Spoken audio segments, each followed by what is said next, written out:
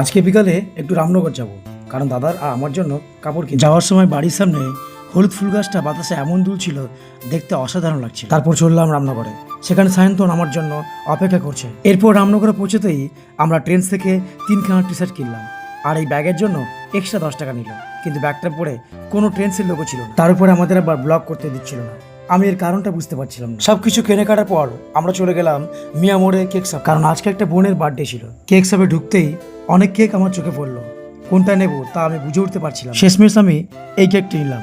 বন্ধুরা, তোমরা কমেন্ট বক্সে এই কেকটির নাম জানিও। তারপর সায়ন্তন আমি কেকটি নিয়ে চললাম বোনের বাড়ি, আর এখানে এসে এত খাবার দেখে সত্যি মন জুড়ে গেল। খাওয়া শেষ করে বাড়ি ফেরার পথে এই ঘটোত্তোলনটা ছিল চোখে পড়ার মতো।